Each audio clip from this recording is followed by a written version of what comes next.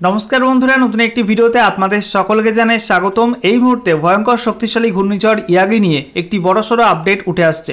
ইতিমধ্যে বিভিন্ন আবহাওয়া সংস্থা তাদের বিভিন্ন আবহাওয়ার পূর্বাভাস জানিয়ে দিয়েছে যে ঘূর্ণিঝড় ইয়াগি সেটা কিন্তু উপকূলে আছড়ে পড়ার পর একাধিক দেশ অতিক্রম করে শক্তিশালী নিম্নচাপ রূপে আমাদের ভারতের উত্তর পূর্বাংশে প্রবেশ করবে। সেখান থেকে ত্রিপুরা এবং সেই সঙ্গে বাংলাদেশের কিছু অঞ্চলের উপর দিয়ে মেঘালয় এবং তারপরে পরবর্তী সময় আমাদের পশ্চিমবঙ্গের দিকে আসবে। এবং এই মুহূর্তে যে গুরুত্বপূর্ণ আপডেটটি উঠে আসছে, এই ঘূর্ণিঝড়টি যখন শক্তিশালী নিম্নচাপ রূপে পশ্চিমবঙ্গ বাংলাদেশের দিকে প্রবেশ করবে তখন পশ্চিমবঙ্গ এবং সংলগ্ন বাংলাদেশের কাছে গিয়ে কিন্তু বঙ্গোপসাগর থেকে ওঠা আরও একটি নিম্নচাপের সঙ্গে মিলিত হবে বা মিশে যাবে, যার প্রভাবে আগামী সপ্তাহে পশ্চিমবঙ্গ এবং বাংলাদেশের বিস্তীর্ণ অঞ্চলে কিন্তু ব্যাপক দুর্যোগের সম্ভাবনা তৈরি হবে।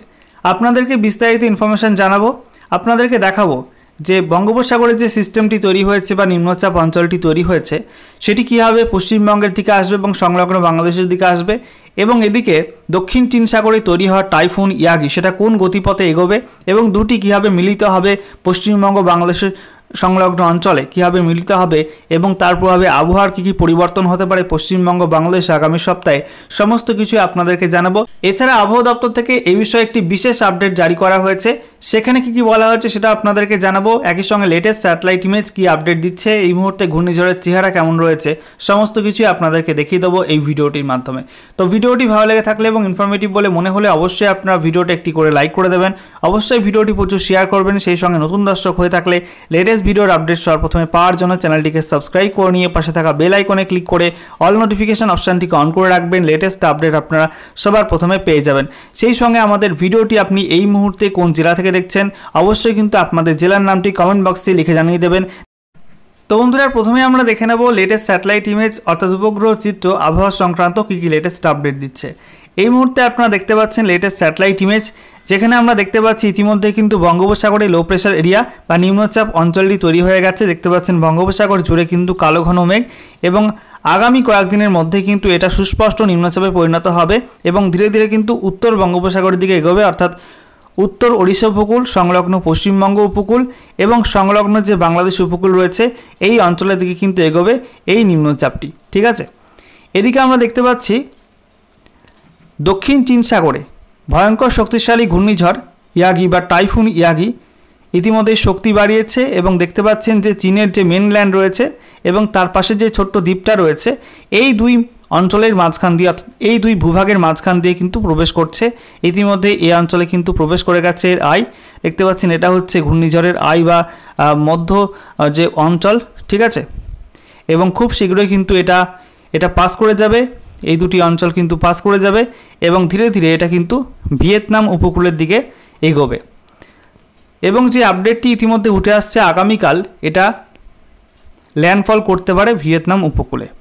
বন্ধুরা, এবারে আপনাদের একটু ইনফ্রারেড মোড থেকে দেখাই কিভাবে এই শক্তিশালী ঘূর্ণিঝড় ইয়াগি উপকূলের দিকে ধেয়ে আসছে। দেখতে পাচ্ছেন ইতিমধ্যেই দক্ষিণ চীন সাগরে ভয়ঙ্কর রূপ নিয়েছে ঘূর্ণিঝড় ইয়াগি।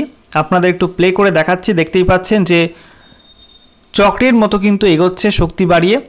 এই যে চীনের মেনল্যান্ড রয়েছে উপকূলবর্তী অঞ্চল এবং এই যে দ্বীপ অঞ্চল রয়েছে এর মধ্যবর্তী অঞ্চল দিয়ে কিন্তু এটা পাস হচ্ছে এবং ধীরে ধীরে এটা কিন্তু ভিয়েতনাম উপকূলের দিকে এগিয়ে চলেছে। একটু দেখে নেব ভয়ঙ্কর শক্তিশালী ঘূর্ণিঝড় ইয়াগি বা টাইফুন ইয়াগি এই মুহূর্তে কত গতিবেগে এগোচ্ছে বা এর বায়ুর গতি কত রয়েছে। দেখতে পাচ্ছেন যে এই মুহূর্তে কিন্তু ক্যাটাগরি 4 রূপে রয়েছে এবং 233 কিলোমিটার প্রতি ঘন্টা গতিবেগ নিয়ে কিন্তু এটা উপকূলের দিকে এগোচ্ছে। তো বুঝতেই পারছেন যে ঘূর্ণিঝড় ইয়াগি বা টাইফুন ইয়াগি কতটা শক্তিশালী রূপ নিয়ে কিন্তু উপকূলের দিকে এগোচ্ছে। এবারে আপনাদের অনলাইন ওয়েদার সিস্টেম থেকে দেখিয়ে দেবো যে কিভাবে এই ঘূর্ণিঝড় ইয়াগি এবং সেই সঙ্গে আমাদের বঙ্গোপসাগরে তৈরি হওয়া নিম্নচাপটি পশ্চিমবঙ্গ এবং সংলগ্ন বাংলাদেশের কাছে এসে মিলিত হবে। দেখতে পাচ্ছেন আজকে 6 সেপ্টেম্বর 2024 তারিখ শুক্রবার ইতিমধ্যেই বঙ্গোপসাগরে কিন্তু তৈরি হয়ে গেছে লো প্রেশার এরিয়া বা নিম্নচাপ অঞ্চল এবং ইতিমধ্যেই দক্ষিণ চীন সাগরে তৈরি হয়েছে ভয়ঙ্কর শক্তিশালী ঘূর্ণিঝড় বা টাইফুন ইয়াগি।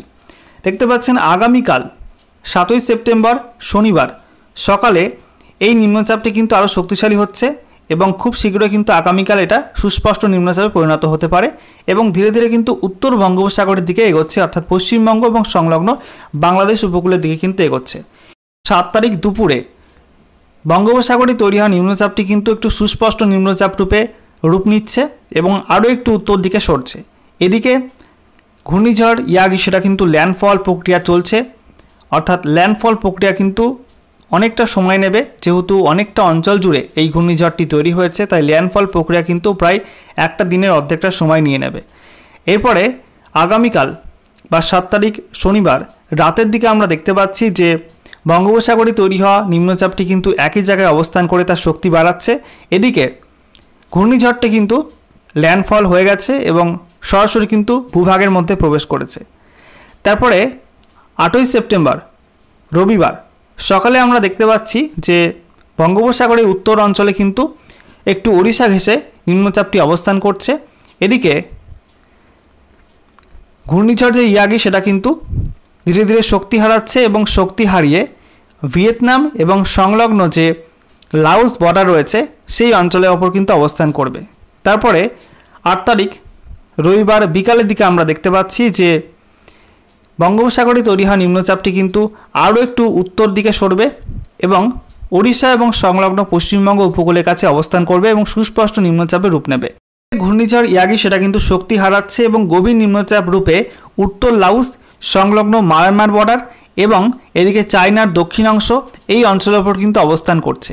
ঠিক আছে, এরপরে সোমবার 9 সেপ্টেম্বর সকালে আমরা দেখতে পাচ্ছি যে বঙ্গোপসাগরে তৈরি হওয়া নিম্নচাপটি কিন্তু একদম পশ্চিমবঙ্গ উপকূল এবং সংলগ্ন বাংলাদেশ উপকূলের কাছাকাছি পৌঁছে যাচ্ছে এবং উড়িষ্যা উপকূলে কিন্তু কাছে রয়েছে। এদিকে যে ঘূর্ণিঝড়টি ছিল সেটা কিন্তু ধীরে ধীরে শক্তি হারাচ্ছে এবং শক্তি হারিয়ে কিন্তু মায়ানমারের দিকে প্রবেশ করছে, দেখতেই পাচ্ছেন। নেক্সট আমরা দেখতে পাচ্ছি যে 9 সেপ্টেম্বর সোমবার বিকালের দিকে এদিকে পশ্চিমবঙ্গ উপকূল সংলগ্ন বাংলাদেশ উপকূলের কাছে কিন্তু অবস্থান করবে নিম্নচাপটি। ঘূর্ণিঝড় ইয়াগি গভীর নিম্নচাপ রূপে মায়ানমার এবং সংলগ্ন যে উত্তর পূর্ব ভারতের বর্ডার এরিয়া রয়েছে সেই অঞ্চলের উপর কিন্তু অবস্থান করবে। ঠিক আছে, এরপরে সোমবার রাতে আমরা দেখতে পাচ্ছি যে ধীরে ধীরে কিন্তু এটা আসামের শিলচর এবং সেই সঙ্গে বাংলাদেশের যে সিলেট বিভাগ রয়েছে সেই দিকে কিন্তু প্রবেশ করবে ঘূর্ণিঝড়টি। একই সঙ্গে বঙ্গোপসাগরে তৈরি হওয়া নিম্নচাপটি কিন্তু পশ্চিমবঙ্গ উপকূলে একদম কাছে চলে আসবে, পশ্চিমবঙ্গ সংলগ্ন উত্তর ওড়িশা উপকূল এবং সংলগ্ন যে বাংলাদেশ উপকূল রয়েছে তার কিন্তু একদম কাছে প্রবেশ করবে। এরপর দেখুন 10ই সেপ্টেম্বর 2024 তারিখ মঙ্গলবার সকালে আবহাওয়ার একটা বড়সড় পরিবর্তন ঘটবে। পশ্চিমবঙ্গ এবং সংলগ্ন বাংলাদেশ উপকূল এবং সংলগ্ন উত্তর ওড়িশা উপকূলের উপর কিন্তু গভীর নিম্নচাপ রূপে অবস্থান করবে বঙ্গোপসাগর থেকে তৈরি হওয়া নিম্নচাপটি। একই সঙ্গে টাইফুন ইয়াগি সেটা কিন্তু আবার একটু ব্যাকওয়ার্ড হবে, অর্থাৎ ভারতের মধ্যে প্রবেশ করেও কিন্তু আবার মায়ানমারের দিকে চলে যাবে। দেখতে পাচ্ছেন যে ওই সময় কিন্তু এটা আবার মায়ানমারের দিকে প্রবেশ করবে এবং মায়ানমার এবং সংলগ্ন যে উত্তর পূর্ব ভারতের অঞ্চল রয়েছে এই অঞ্চলের উপর কিন্তু অবস্থান করবে নিম্নচাপটি। দুপুরে বঙ্গোপসাগরে তৈরি হওয়া নিম্নচাপটি গভীর নিম্নচাপ রূপে পশ্চিমবঙ্গ সংলগ্ন বাংলাদেশ এবং উত্তর ওড়িশা এদিকে ঝাড়খণ্ডের কিছু অংশের উপর কিন্তু অবস্থান করবে, এই অঞ্চল জুড়ে কিন্তু অবস্থান করবে। একই সময়ে ঘূর্ণিঝড় ইয়াগির যে ঘূর্ণাবর্ত সেটা কিন্তু ভারত এবং সেই সঙ্গে মায়ানমারের বর্ডার অঞ্চলের উপর অবস্থান করবে এবং তারপরে দেখুন 10 তারিখ রাতের দিকে ঘূর্ণিঝড় ইয়াগির যে ঘূর্ণাবর্ত সেটা কিন্তু উত্তর পশ্চিম দিকে সরবে এবং ত্রিপুরার উত্তরাংশ হয়ে মণিপুরের ওপর দিয়ে এটা কিন্তু বাংলাদেশের যে সিলেট বিভাগ রয়েছে এবং সেই সঙ্গে আসামের শিলচর তার উপর দিয়ে চলে যাবে মেঘালয়ের দিকে।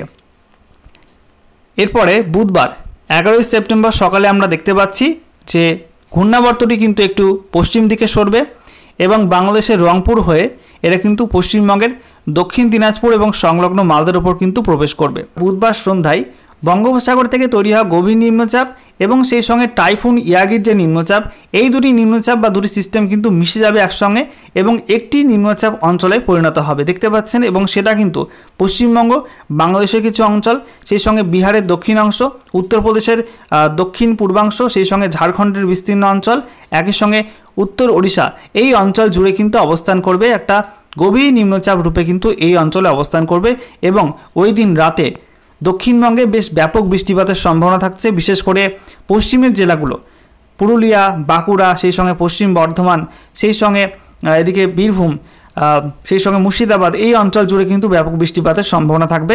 গোটা দক্ষিণবঙ্গে কিন্তু ভালো বৃষ্টিপাতের সম্ভাবনা থাকবে ওই সময় এবং ওই সময় কিন্তু বেশ কিছু অঞ্চলে অল্প সময়ে বেশি বৃষ্টিপাতের ফলে কিন্তু বন্যা পরিস্থিতিও কিন্তু তৈরি হতে পারে। এবারে আমরা দেখে নেব আবহাওয়া দপ্তর থেকে এই বিষয়ে একটি বিশেষ আপডেট জারি করা হয়েছে। সেখানে কি জানানো হচ্ছে, তো বলা হয়েছে বঙ্গোপসাগরে তৈরি হওয়া নিম্নচাপটি শক্তি বাড়িয়ে পশ্চিমবঙ্গ উপকূলের কাছে আসবে বলে জানিয়ে দিল কেন্দ্রীয় আবহাওয়া দপ্তর। তো দেখতে পাচ্ছেন বন্ধুরা, বঙ্গোপসাগরে তৈরি হওয়া নিম্নচাপটি কিন্তু শক্তি বাড়িয়ে পশ্চিমবঙ্গ উপকূলের কাছে আসবে বলে জানিয়ে দিয়েছে কেন্দ্রীয় আবহাওয়া দপ্তর। আগামী 2 থেকে 3 দিনের মধ্যে পশ্চিমবঙ্গ, উত্তর ওড়িশা সংলগ্ন উত্তর পশ্চিম বঙ্গোপসাগরে গভীর নিম্নচাপ তৈরি হবে। তো দেখতেই পাচ্ছেন আগামী 2 থেকে 3 দিনের মধ্যে কিন্তু পশ্চিমবঙ্গ এবং সংলগ্ন উত্তর ওড়িশা সংলগ্ন উত্তর পশ্চিম বঙ্গোপসাগরে গভীর নিম্নচাপ তৈরি হবে। তবে গভীর নিম্নচাপটি পশ্চিমবঙ্গ ওড়িশা উপকূল অতিক্রম করে স্থলভাগে ঢুকবে নাকি বাংলাদেশ উপকূলের দিকে চলে যাবে সে ব্যাপারে আবহাওয়া দপ্তর এদিন কিছু জানায়নি। আপাতত দক্ষিণবঙ্গের জন্য ভারী বৃষ্টির পূর্বাভাস দেওয়া হয়নি। পশ্চিম মধ্য ও সংলগ্ন উত্তর পশ্চিম বঙ্গোপসাগরে বৃহস্পতিবার নিম্নচাপ তৈরি হয়েছে। সেটি এখন উত্তর অন্ধ্র দক্ষিণ ওড়িশা উপকূলের কাছাকাছি আছে। ধীরে ধীরে তা উত্তর দিকে অগ্রসর হবে ও শক্তি বৃদ্ধি করবে। আগামী 2 থেকে 3 দিনের মধ্যে এটি পশ্চিমবঙ্গ ওড়িশা উপকূল সংলগ্ন উত্তর পশ্চিম বঙ্গোপসাগরে গভীর নিম্নচাপে পরিণত হবে।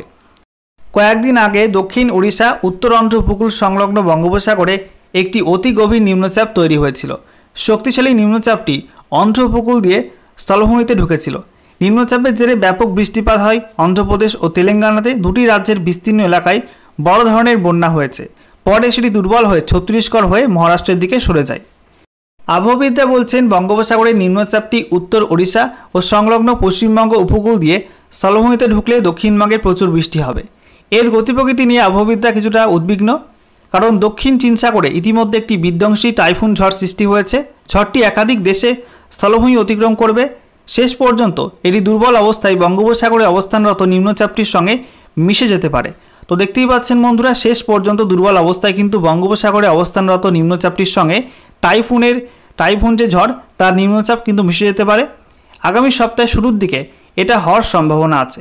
তো দেখতেই পাচ্ছেন, যেমনটা আপনাদেরকে একটু আগেই বললাম যে মঙ্গলবার বুধবার নাগাদ এটা কিন্তু হতে পারে আগামী সপ্তাহে। তো আগামী সপ্তাহের শুরুর দিকে কিন্তু এটা হওয়ার সম্ভাবনা আছে।